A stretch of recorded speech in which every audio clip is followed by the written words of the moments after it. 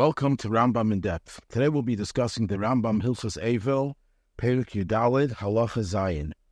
Here the Rambam says, and this is his own opinion, which is not too common. The Rambam usually doesn't give his own opinion, but here he does. Yirali, it appears to me, Shenichamas Avelim Kedemes Lebikur Chelim, that comforting the mourners takes precedence over visiting the sick. And the Rambam gives a reason for this. Because comforting the mourners is an act of kindness with the living, namely the mourners, but also with the mason, with the deceased. When you comfort a mourner, you are also helping the neshama of the deceased. And the Rambam doesn't conclude, but it's obvious that Bikur Chelim serves only one purpose. It only helps the person who is ill.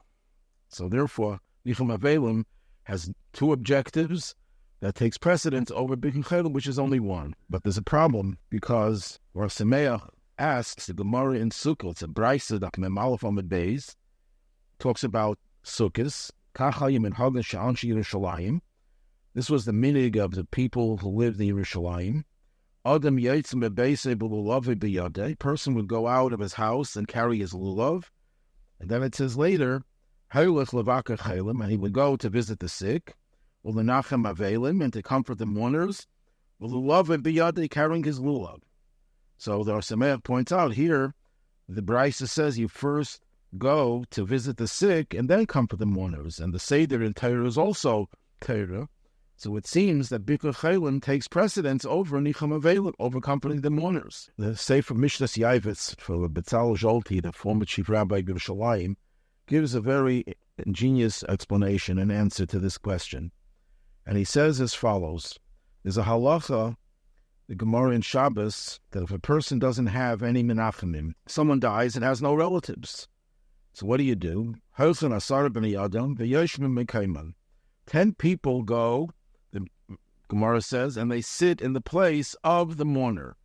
What exactly is their function? So the Rambam writes in Perek Yud Gimel, of Hilchos Eivel Halacha Dalid, he says, Meisha Eile Avelim Hisnachem, Ba'im Asara B'nei Adam Ksherin, if a mess, a deceased doesn't know relatives, no mourners to be comforted. 10 people come, they have to be ksherim, decent people, fine people. And they sit in the place of the mess of the deceased. Kol Shibas Yemei Avelis, all 7 days of mourning. V'shar ha'am miskabtzin aleihim. The rest of the people come and gather to comfort the sit-in mourners. So what is the Rambam over here saying? That in the case where there is no actual mourners, we appoint people to stand in their place. Now, when you come to comfort the stand-in mourners, who's benefiting from this? It's only the mess, only the nifter, because there is no mourner that you're comforting. These people are not mourners. So the only reason for bringing people to the place of the mess and to have people come to gather there is for the kavod of the mess.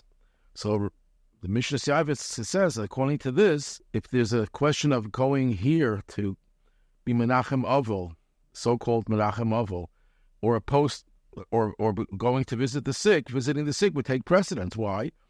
Because in both cases there's only one objective. But when there's an objective of Nichum Avelim, it's only for the mess, it's covered hames, and here it's for the living takes precedence over the mess, over the dead. So in this case, you would have to be Mevaker Chayla first, and then you would go to be Menachem Avil, the so-called Menachem Nichum Avelim. So Mishnas Yavitz concludes, what about Yantif? Yantif itself, the din is that you could be Mevaker, you could be Menachem Avil and Yantif.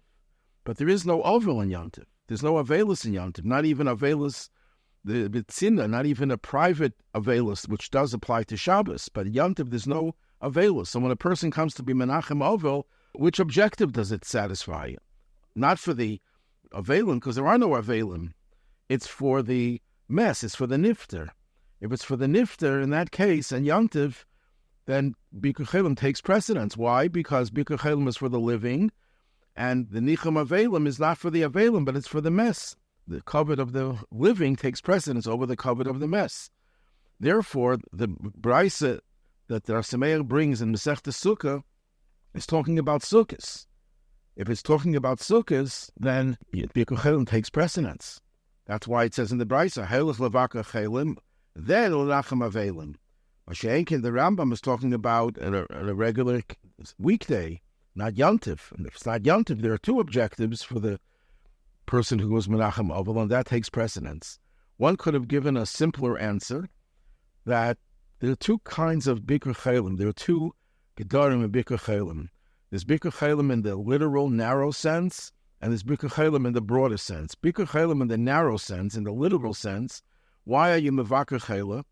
The answer is to show him that you care, to make him feel good.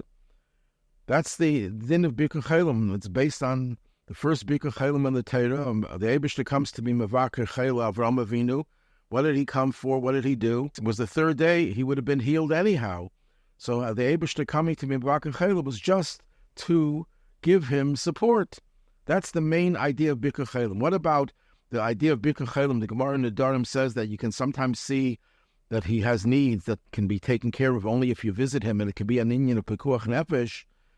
That it goes under a different rubric. That's not really Bikur Chelim. That's Samad Damariyecha, don't stand idly by the blood of your fellow. There can be other reasons why you'd have to do Bikur Chelim, but the Etzem Mitzvah Bikur Chelim is not for Pekuach Nefesh, not to save his life, not to take care of his needs, just to show that you're there. So therefore, when the Braisa in Sukkah talks about Bikur Chelim before Nicham Avelim, there it's talking about Bikur Chelim in the broad sense of the word, where you're not just saying, paying your respects and showing him that you care, and making him feel good, but you're also potentially doing an act of Pekuach Nefesh. That definitely takes precedence over Nicham Avelim. The Rambam is talking about Bikur Chelim in the narrow sense of the word. All you're doing is to make the Chela feel good, which is a great mitzvah, of course, in and of itself, but it's only for one objective, whereas Nicham Avelim makes the Avelim feel comforted, but it's also for the Kavod HaNifter, and that's why it takes precedence.